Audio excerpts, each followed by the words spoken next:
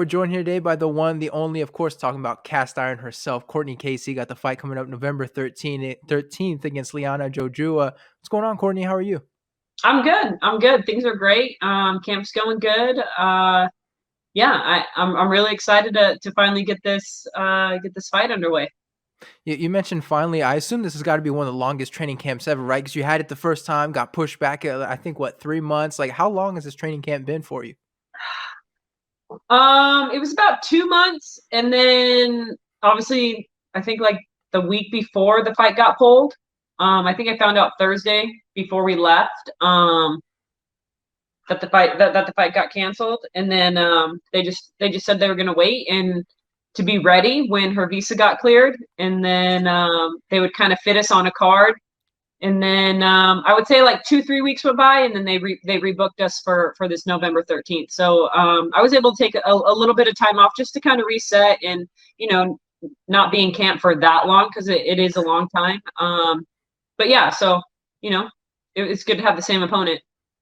Is there anything you do special during the time off? Like, I know sometimes some fighters, they completely let go, the Oreos, the Cheetos, and stuff like that. Did you take that time, or did you stay pretty disciplined? I stayed pretty disciplined. I try not to have a hard weight cut. I'm getting older and things like that, so the weight cuts do get challenging. But I definitely ate like the first couple days, just kind of refueled but still kept the diet real clean. I really didn't go like crazy on like junk food. So yeah, I stayed pretty disciplined. But I did eat. I did eat. I definitely ate. You mentioned the weight cut gets tougher as you get older. For people that don't know, what does that mean exactly? Does that mean you're not shedding the weight as easily? You're not sweating as easily? What exactly does that mean from a fighter's perspective? Everything. It can be you metabolism slows down. It's harder to cut the weight. It's harder to your body changes with each fight. Your body changes. You could eat eggs one camp and then you can't eat eggs the next camp. Like your body just might not digest it. Things like that. So you gotta play with those things a little bit. Sweat. Just being older and your hormones change. I don't know. It's all those variables play a part. But luckily, we get things dialed in and we figure out what works and what doesn't work. And, we got to make adjustments along the way. But so far, so good. And yeah, feeling great. So before we get to your fight, before we get to all this good stuff, I do want to talk about your husband a little bit, Drakkar Mhm. Klose, because he did have the big thing with Jeremy Stevens, which, drew a lot of controversy for good reason. I feel like we didn't hear from you regarding that situation. What did you think? 'Cause obviously, you're one of his close ones. Like, I assume that watching that whole thing must have been incredibly tough for you. It was just odd. If I, because we had ran into Jeremy before. What happened? So Tuesday we do the check-in. So here the rundown is Tuesday we do the check-in and everyone it's at the Apex. So everyone's kind of in the Apex. You're doing media. You're doing your getting your uniform, everything sized, all that. So we were doing some media in the back, and one of the blue shirts from the UFC came up to us and said, "Hey, we know you guys aren't like this, but some fighters are. We're just going to try to keep you a little bit separated." And Jakkar's like, "I don't care if I run into Jeremy." And it's like, I'm like, it might not be that you care, but maybe they care, that you run into Jeremy. So they kind of made sure that we didn't cross paths with them, which was odd for us because that's never happened. Because, me and Dre are pretty, happy-go-lucky people with our, we don't care if we see our opponent. Like, we're not going to start a brawl in the middle of a hotel room or things like that, So it was a little different, but so we kept our distance and they made sure we didn't cross paths. So we had a blue shirt with us the whole time. And then we end up running into Jeremy at the PI, there's no blue shirts there, So right when we came in, he was coming out and they were just like, "Hey," and like fist bumped, and it was like cool. And it was like, all right. And Dre was like, "See, I told you, like they're making a big deal. It's not a big deal." I'm like, all right. And then that was it. And then, cut weight, do everything we need to do. And we show up for, weigh-ins, and Jakkar's ready to go, relax, had a great weight cut. And he went up there, put his hands behind his back, which is not something he normally does. But he didn't, he didn't think anything of it. And then Jeremy just came out of nowhere and shoved him. And it took Drakkar by surprise. Like, you can hear it in his voice, like how his voice like cracks. Like, he's like, "What the fuck, man?" But it's like, "What the fuck, man?" And he's pushed out of his shoes, his arm instantly goes numb. So we were worried about that, and go straight from there to the PI to get treatment because his arm, he got like a stinger in his neck almost, like, and his arm went numb. And then they checked him out and they did some therapy, and then they did therapy again that night. And then that night he just kind of wasn't really there, like normally he's pretty happy and eating good, but he kind of didn't eat as much as he normally did and wasn't refueling as much as normal. And he fell asleep on the floor, which never normally happens. It's normally trying to force him to go to bed. And then he woke up like at 5 o'clock and he's like, babe, I have a crazy headache. And like, I couldn't even turn on the lights in the room, nothing like that. So, and then that's kind of what happened. And it sucked. And then dealing with the backlash, everyone, all the name calling and whatnot. And then obviously vice versa, like people were on Drakkar's side, some people are on Jeremy's side, and it is what it is. But at the end of the day, like, we're not supposed to touch each other. Like, it's cut and dry. Yes. Does it happen? Of course. But is it supposed to happen? No. Like, and it was just one of those incidents that it just went wrong. It sucks, a lot of time, a lot of money, things like that you don't really get compensated for. So what's his status now? I believe he did have some injuries. I think there are things keeping him away from the cage. I mean, it sounds like the whole thing just developed into what was a nightmare for you guys. Yeah, it's just been a downward spiral from there. It took a long time for him to get back to somewhat normal. His eyes ended up, he ended up having a pinched nerve in his neck from a bulged disc, which was causing his eyesight to be off. Like, he games a lot, like that's what he does in his off time when he comes home. Like, it's not like he games like a lot like Sugar, but like he's normally on there for an hour or so with his friends at night just to kind of calm down. He couldn't do it. He was getting dizzy. He wasn't watching TV, couldn't watch movies. When he took time away from his phone and stuff because he couldn't watch videos, like, I knew something was wrong. So we went and got, a second opinion, went to the concussion specialist here in Arizona, and they were like, hey, let's get your eyes checked. And his eyes ended up being off. So it took time to, get that back in line for him to stop being dizzy. And then as soon as he got cleared to go back to training, he ended up getting hurt again. He ended up hurting his knee. He ended up getting surgery a couple weeks ago, about 3 weeks ago. So he's on the mend from that. But, he had a fight lined up, signed a contract, started training, and like 2 weeks later, it happens. So we're just dealing with that slowly but surely, getting through rehab and things like that, making sure that, the knee is going to be 100% before we sign another contract. So I assume for you, he wasn't able to help too much with this one, especially since I guess he's still trying to heal up and get himself back to where he needs to be.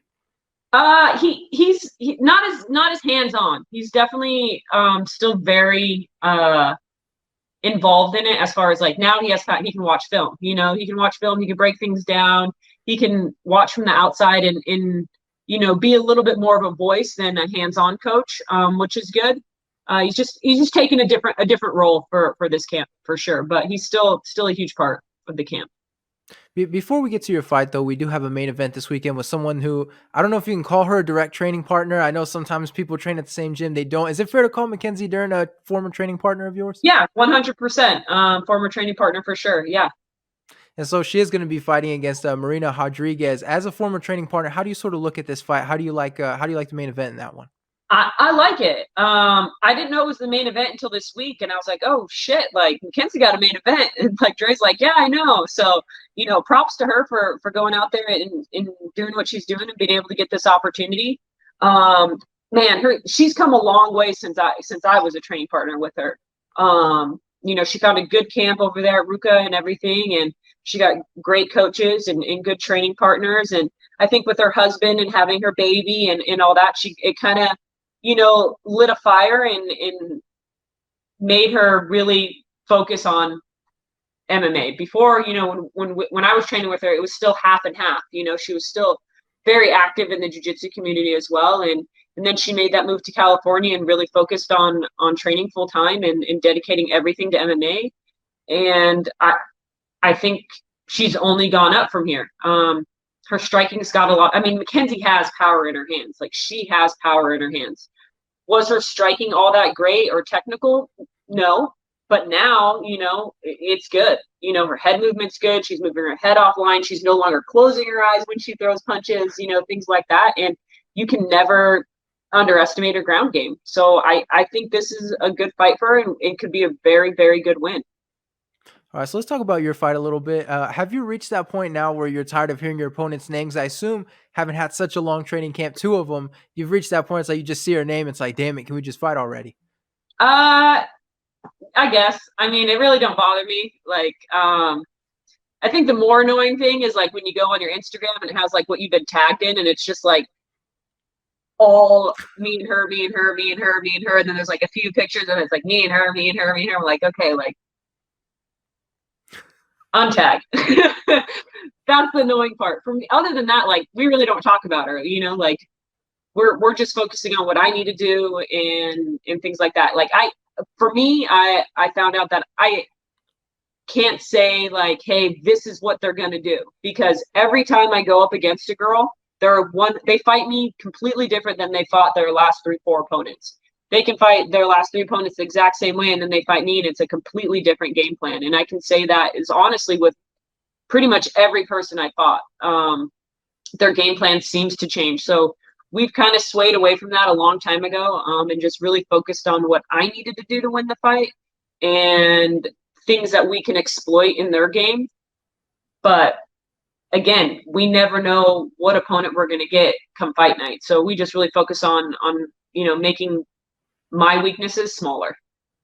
Speaking of doing what you have to do to win the fight, have you done anything to sort of help your beef with the judges in MMA? Because it appears, the big thing was always, if it's a split decision, just forget about it, Cortney. You're not going to get that one, whether you did or not. Like, walk out. Yeah.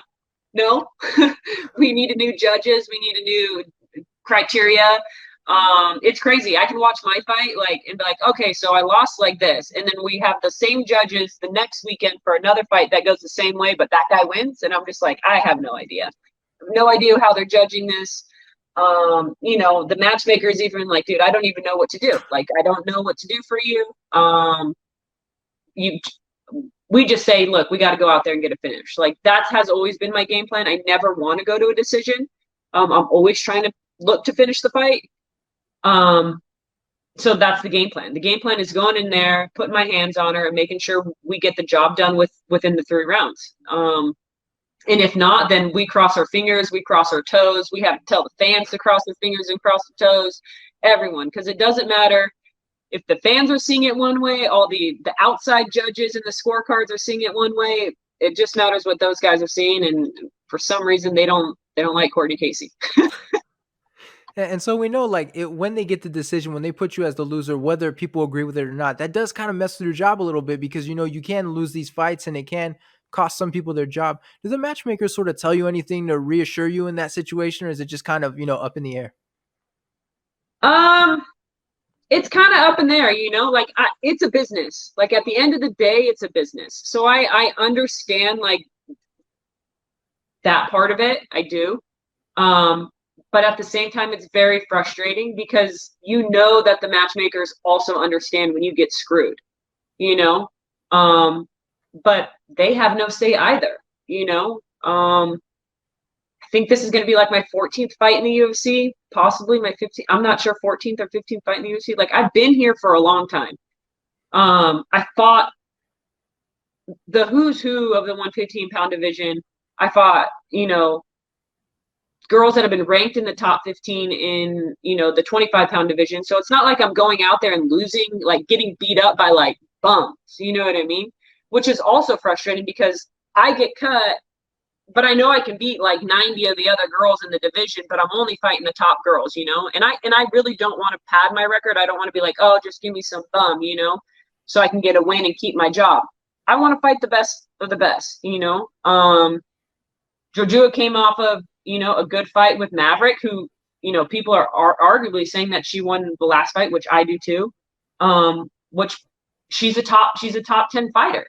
So I'm not fighting another girl who's not, decent or good or well-rounded. where I could go in and pick like, hey, I want to fight this girl just so I can get a win. Like that's just never been something that I want to do. I always want to push myself, and I always want to fight the best fighters, because that's what we're here for.